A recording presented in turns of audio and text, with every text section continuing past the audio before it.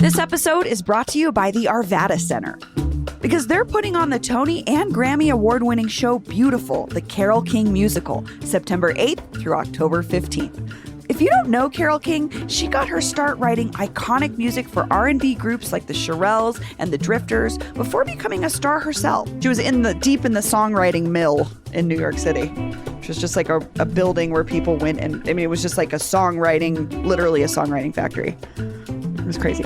And the musical tells her whole story, including all her hit songs like You Make Me Feel Like a Natural Woman, Up on the Roof, and So Far Away.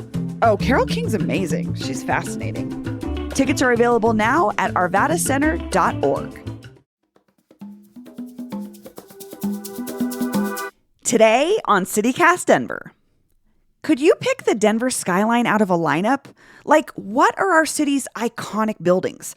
And the real question, why are most of the new apartments built around here so ugly? We sat down with an architecture expert to hash out some of the best and worst buildings in the Mile High. Today is Wednesday, August 30th. I'm Bree Davies, and here's what Denver's talking about.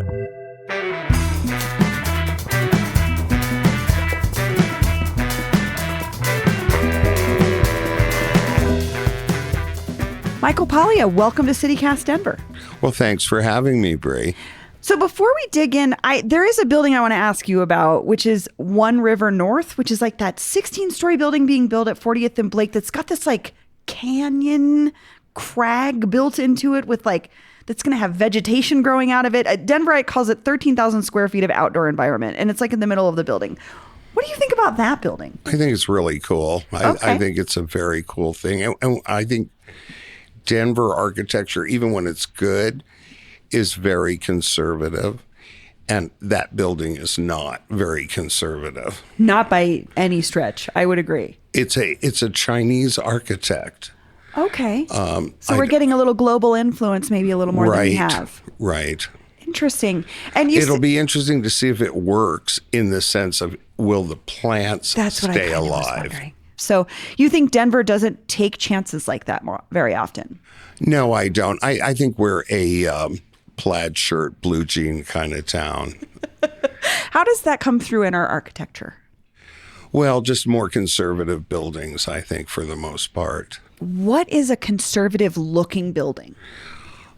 It's one that doesn't have a forest going down the middle of it. Sure. Do you think that we are a city with an overwhelming amount of bad architecture or good architecture? I think that especially in the 21st century, our architecture is terrible. And junk materials. So we've been descended on by speculators, and they are just giving us really cheap products. I wanted to say one thing here. A lot of times people hate great buildings. And that's such an interesting thing. They don't notice the terrible buildings, but they hate the great ones. And when you say great, is it sometimes because it sticks out? Like I'm thinking about, say, the art museum. Exactly. I think it's exactly the buildings that catch people's attention that they hate, and then they don't notice the terrible buildings. Building speculation development is a math problem. So you have these different elements. You have the cost of land, you have the cost of labor, you have the cost of materials, you have the cost of design. So right off the bat, design is gone. Design's like the first thing to go. Design's the first thing to go. Then the materials, you can just get cheaper and cheaper and cheaper materials. Labor and land, you can't do anything about. For sure. I mean, you say land, and I think that's what anybody who's lived in Denver for the last 10 years knows. It's expensive to live here. It's going to be expensive to build here because it's going to be expensive to get the land in the first place. Exactly. So exactly. We end up kind of suffering with the built environment because the thing that goes is when you say the design or the design of the building goes, like, how does a building get designed then when there's no like architect behind it? Well, often there's an architect who has to sign off in order for a building to be built. Interesting. But that doesn't mean that necessarily an architect has designed it. So who would design it?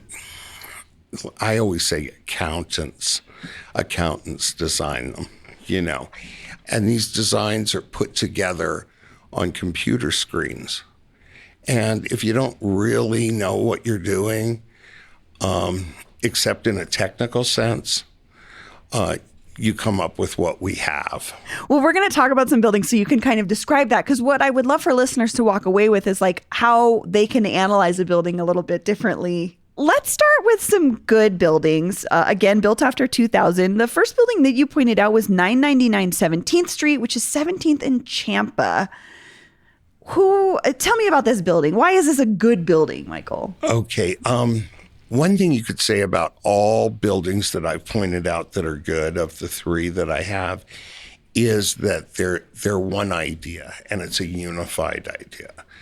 Even though the building that we're talking about, called the Prism, is a very complex form, it's obviously a singular idea on the part of the designer. And it's like this gorgeous all glass building with these sort of like jagged edged sort of geometric, I don't know how to explain it. Yeah, it's like this big geometric form, a multi-sided form. And it's completely reflective glass, so it's taking in all the adjacent buildings as part of its experience.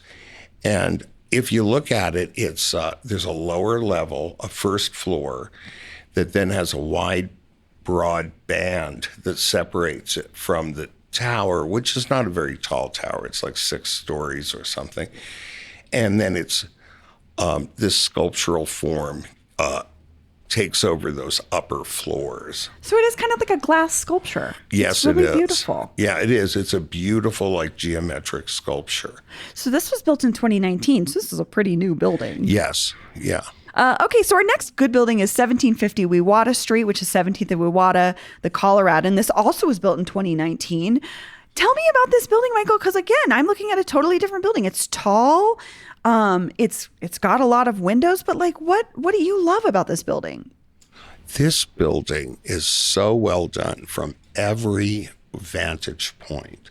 So that, like, from the station side, from the street side, from the sides, if you look at, first of all, it's a residential building. Apartments are some of the ugliest buildings that we've had constructed. Would agree with you. Yes. So it's really a challenge to have that work. The building on Park Avenue West is an architectural firm. Those are easy to make beautiful. But an apartment building is hard. It's got to function differently, right? Exactly. And you have a lot of repetition where you don't in those other office buildings. You don't have the freedom you're building an architecture firm's building. You can have the wildest, exactly 3-story room you want. But you're right. We're trying to get probably a good amount of units for them. You know what I mean? This is where the mathematics come into it too. And so it's harder to be creative. This is one of the things that's striking about this, if you go by it, is how luxuriously clad it is with the blue terracotta, the dark blue terracotta cladding.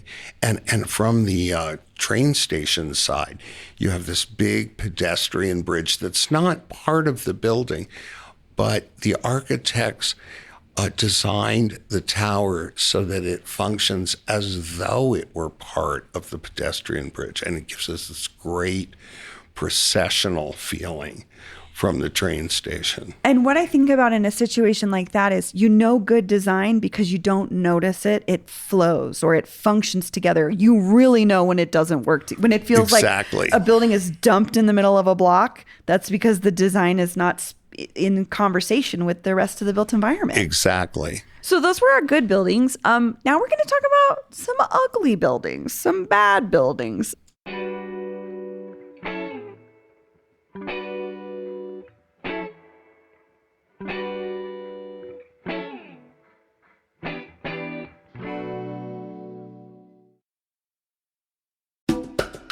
This episode is brought to you by the Colorado Restaurant Association, because the Denver Food and Wine Festival is coming up. So if you love to eat and drink, put it on your calendar for September 6th through the 9th. But really, it's all about the two big events on the Tivoli Quad. I'm talking about the Shake and Break Showdown on September 7th, which is a food truck and cocktail competition where you get to pick the winners. And then on the 9th, the Grand Tasting, an all-you-can-eat and drink showcase of area restaurants with live DJs and a whole lot more. Proceeds benefit the Colorado Restaurant Foundation, which supports local hospitality workers, mental health and emergency assistance grants, and educational scholarships. Learn more about all the Denver Food and Wine Festival events and the cause they benefit, and get your tickets today at denverfoodandwine.com. The first one we start with is building 828 Broadway, the Via Apartments, 8th and Broadway, 2015. I immediately knew this building when you picked it. I hate it, but I want to know why you hate it. Well, this is really a mess. I mean, whoever designed it should have their hands broken. It really is horrible. There's even a canopy at the corner of 8th and Lincoln that doesn't correspond to a doorway. It's like so inept. There's like on the literal corner of the building, there's these balconies, sort of, and then the windows are sort of haphazardly. Like honestly, this looks like something I built with my son and I play Legos a lot. And we were talking about mid-century modern. Yes. I call this Mick-century modern. As in the McDonald'sification exactly. of architecture. Exactly. Yeah, this is really a good illustration of what I was talking about with the computer screen, where you have these different colored surfaces meant to convey changes in elevation, changes in depth and volume. And it just doesn't work. It's not. We've got brickwork. We've got these random strips of red paint. And then it's like if you go around to the Broadway side, this is an L-shaped building that wraps around a sweet little bank on the corner. And I forgot that was there. Yeah. And if a real architect had done this, they would have responded to the bank. The two volumes of these wings would have responded to each other. And instead, it just looks like it just goes on and on and on. So you're saying the 7-Eleven I used to go to that was there might be a better option than this It was definitely building. a better building than this. Okay, our next building, our final building, 2785 Spear Boulevard, which is known as 2785 Spear Boulevard. This is like Spear and Alcott, Spear and Zuni. It's like right off the highway. What is going on here? Yeah, this is a super confused building and the shapes. Here we have the idea of no setbacks so that you get these really terrible relationships between the two volumes that you see as you come up the hill. Whereas if they had a setback, they could have done something about that. Not that this developer architect would have considered it, but... It's just like, it's multiple stories. It's like sort of cut in the middle of it. There's a random, like a rooftop sort of, but then you've got another section next to it of like 3-story open. I'm guessing probably it's where their gym is, where we look at everybody's gym equipment, which is a thing that I don't know, architects like, builders like for us to look at as other people's gyms. And then obviously it's like, what do you see first? The parking garage. Right. And do you remember I was saying about the good buildings were this kind of unified, singular idea? These bad buildings are a bunch of ideas. A bunch of bad ideas that collide with one another. And I have a mantra, which is I hate ideas. So that really that's what's wrong with this building. This building has so many bad ideas. So many bad ideas, and all of them like half-baked ideas. Yeah. Well, Michael Paglia, thank you so much for joining me. Well, thanks a lot for having me.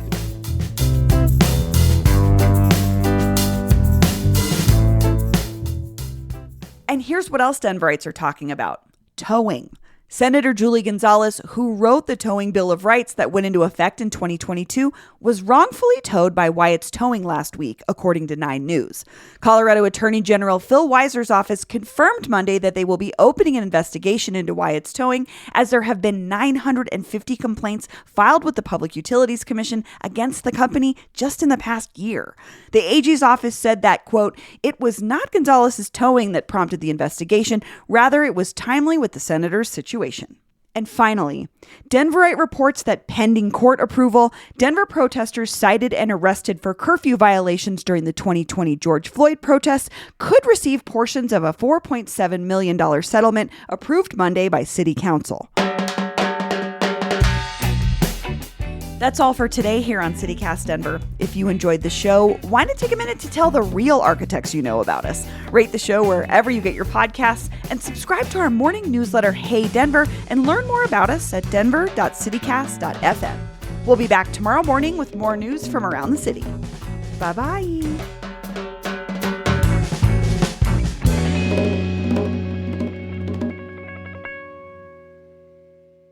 I'm hoping that our listeners can walk out the door and go, that is why that building is so ugly, and that is why that building looks good. They won't.